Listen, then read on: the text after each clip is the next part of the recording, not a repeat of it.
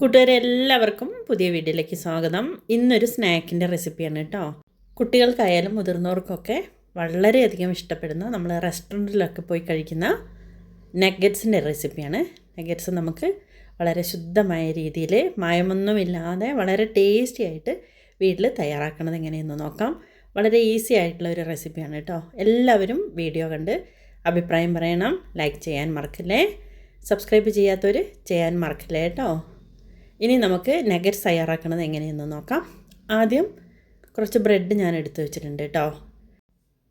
ബ്രെഡിൻ്റെ സൈഡ് ഭാഗത്ത് മുരിഞ്ഞ ഭാഗങ്ങളില്ലേ, അതൊന്നും നമുക്ക് കട്ട് ചെയ്ത് മാറ്റാം. അതൊന്നും വേസ്റ്റ് ചെയ്യേണ്ട കേട്ടോ. ബ്രെഡ് ക്രംസ് ആക്കാനായിട്ട് നമുക്കത് മാറ്റി വയ്ക്കാം.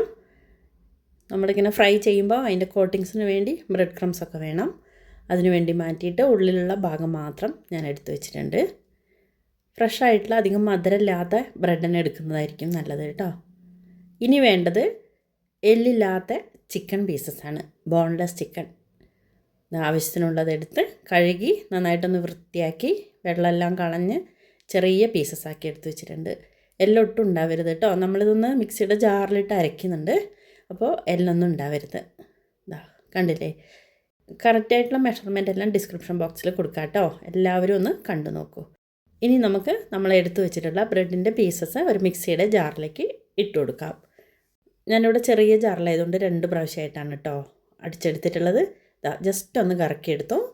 പിന്നെ അതിന് ശേഷം നമ്മൾ കഴുകി വൃത്തിയാക്കി കട്ട് ചെയ്തെടുത്ത് വെച്ചിട്ടുള്ള ചിക്കൻ്റെ പീസസും കൂടി ഇട്ടിട്ട് അതിലേക്ക് ഒരല്പം കാശ്മീരി ചില്ലി പൗഡർ ഇട്ട് കൊടുത്തു കേട്ടോ. ഒരു കളറിനൊക്കെ വേണ്ടിയിട്ടാണ്, ഓപ്ഷണലാണ്, വേണമെങ്കിൽ ചേർത്താൽ മതി. പിന്നെ പാകത്തിന് ഉപ്പും, ബ്രെഡിലും ഉപ്പൊക്കെ ഉണ്ടാവും, നോക്കിയിട്ട് ചേർത്താൽ മതി കേട്ടോ. ഒരല്പം ചേർത്തിട്ട് ഒരു ചെറിയ സ്പൂൺ സോയാ സോസും കൂടി ഞാനിതിലേക്ക് ചേർത്ത് കൊടുത്തു. ഡാർക്ക് സോയാ സോസ് ഇല്ലേ, അതൊരല്പം ചേർത്ത് കൊടുത്താൽ മതി. കൂടുതലാവണ്ട, എല്ലാത്തിൻ്റെ ഫ്ലേവർ അങ്ങ് കൂടുതൽ വേണ്ട കേട്ടോ. ഇനി വേണ്ടത് ഇഞ്ചി വെളുത്തുള്ളി പേസ്റ്റാണ്. ഇഞ്ചിയും വെളുത്തുള്ളിയും കൂടി ഒരുമിച്ച് പേസ്റ്റ് ആക്കിയതാണ് ഞാനിതിലേക്ക് ചേർത്ത് കൊടുത്തത്. എന്നിട്ട് നന്നായിട്ടൊന്ന് അടിച്ചെടുത്തു കേട്ടോ. വെള്ളമൊന്നും കൂട്ടരുത്. അഥവാ വെള്ളം അല്പം തോന്നിയിട്ടുണ്ടെങ്കിൽ ബ്രെഡ് ഒരല്പം ചേർത്ത് നന്നായിട്ടൊന്ന് അടിച്ചെടുക്കണം. ഒന്നും കൂടി ഒരു സോഫ്റ്റ്നെസ് കിട്ടാൻ വേണ്ടിയിട്ട് കുറച്ച് ഓയിലും കൂടി ചേർത്തിട്ടാണ് ഞാനിത് അടിച്ചെടുത്തത് കേട്ടോ. ഒരല്പം കയ്യിലൊക്കെ എണ്ണ തടവി നമ്മൾ മാവ് വയ്ക്കുന്ന പ്ലേറ്റിലും കൂടി ഒരല്പം തടവിയിട്ട് നല്ലപോലെ ഒന്ന് കുഴച്ചിട്ട് ഇതേപോലെ ഒന്ന് പരത്തിയെടുക്കാം. കൂടുതൽ കട്ടി വേണ്ട കേട്ടോ.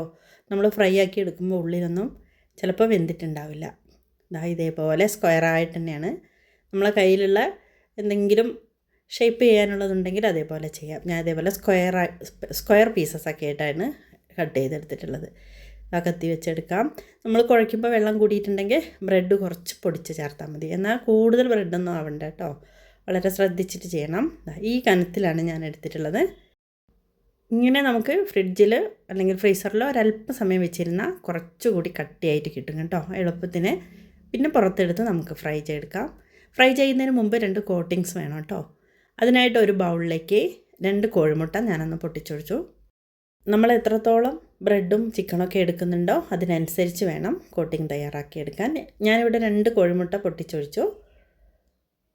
ഇത് തന്നെ ഒരല്പം ബാക്കി വന്നിട്ടുണ്ട് കേട്ടോ. അപ്പോൾ നമുക്കതിൻ്റെ അളവുകളൊക്കെ ഒന്ന് കൃത്യമായിട്ട് പഠിച്ചിട്ട് ചെയ്യാം.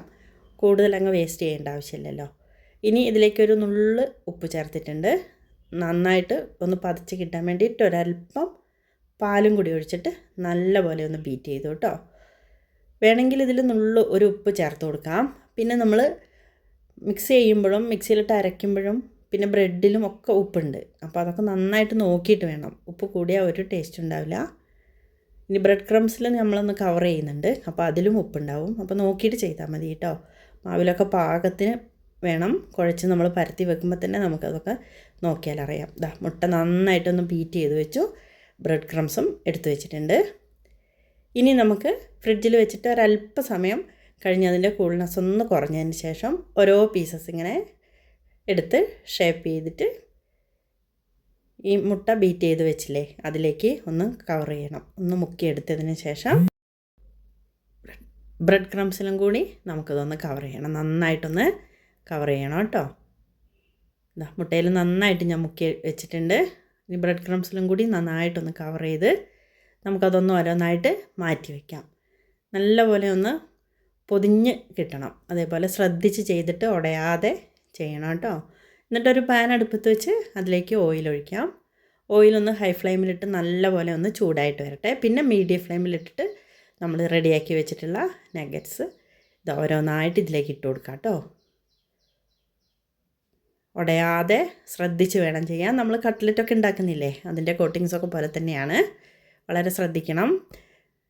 എന്നിട്ടൊരു മീഡിയം ഫ്ലെയിമിലിട്ടിട്ട് നല്ലപോലെ ഒന്ന് മൂത്ത് വരട്ടെ കേട്ടോ.